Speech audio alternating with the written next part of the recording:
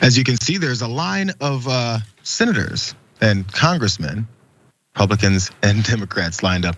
These are the family of Brian Sicknick, who was one of those officers who died after the January 6th attack. Look at the handshake line and look who they're skipping. Mitch McConnell skipped over. Kevin McCarthy skipped over by all members of that group. Why, might you ask? I think you already know. We've seen the response from many Republicans as it comes to the January 6th hearing of the committee talking about what happened. The push from Donald Trump of how much he hates these folks, and from MAGA in general, as they turn around then go, but we support the blue, back the blue, except for these blue, because these blue were the ones trying to stop us from overturning an election, flipping democracy in the country. Either way it goes, as you guys know that now, again, Brian Sicknick, he then passed away after suffering 2 strokes after that riot and after the attack that went directly on him in multiple different ways. So you can understand why they wanted nothing to do with these folks who continue to support Donald Trump, or at least silent about his extreme push further to want to then terminate the Constitution, which he said last week. Let's look a little closer though at that handshake line though. And maybe the thoughts that are running through Mitch McConnell's mind as he continues to try to have some kind of human contact, but that just ain't working no more, bro. Watch this again.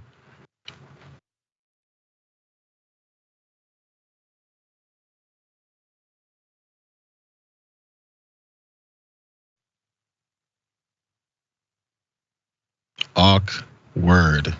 Maybe, no, there's a wave. Maybe.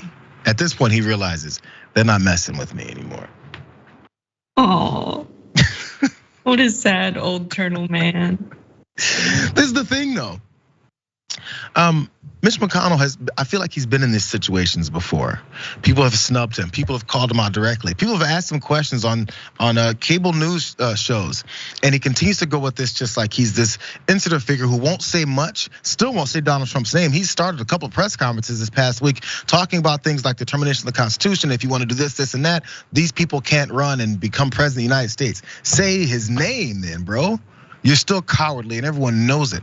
Say nothing, or then say the whole thing, because there's nothing else that makes you look worse. And then these types of things happen. Either way it goes, Sicknick's brother, Kevin, also explained why he snubbed those two, to put it into words so you guys don't assume things. This is what he said.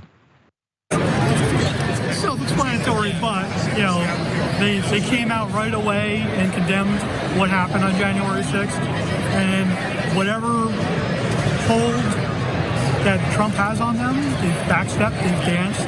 They won't admit to wrongdoing, not necessarily them themselves, but of Trump, of the rioters. I mean, people like Louis Gohmert, who presented an American flag that was flown over the Capitol to a January 6th rioter and told them they were a patriot. It's disgusting. It takes away everything my brother's done. It takes away the heroism my brother showed. You don't think they deserved a handshake in this context? No, definitely not. By the way, it's a handshake, bro. But it's a show of disrespect of how much of a piece of garbage you've been. They can get in front of cameras, they can dog out people's entire families, but then when it's face to face, they expect to get some kind of respect when they've offered none of that to anyone. By the way, they were there for the Congressional Gold Medal ceremony. I didn't point out the ceremony that they're there for, an honoring of folks like Brian Sicknick. His mother, also Gladys, she had some words to say about what was going on here too.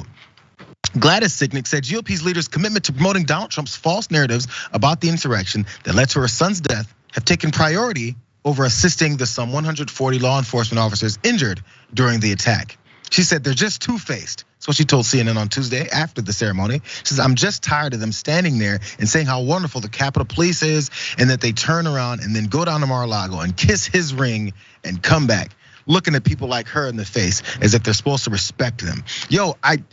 I'm not sure if they even have this as a conscious thought anymore. It's just this normalcy thing. You dog out your people, your constituents that you care about so much, honoring the police, honoring the military. Then when you see them in front of their faces, you expect them to show you some kind of respect back. It's not gonna happen that way.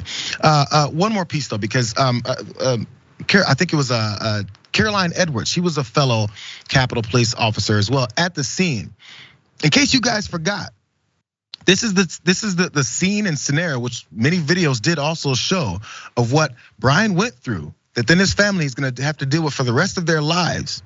And people that are in power that could have done something about it, or at least could have ousted the guy who helped fuel this, they're still kissing his ass. Listen to this testimony. All of a sudden, I see movement to the left of me. And I turned, and it was Officer Sicknick with his head in his hands. And he was ghostly pale, which I figured at that point that he had been sprayed, and I was concerned. My, cop alarm bells went off, because if you get sprayed with pepper spray, you're gonna turn red. He turned just about as pale as this sheet of paper.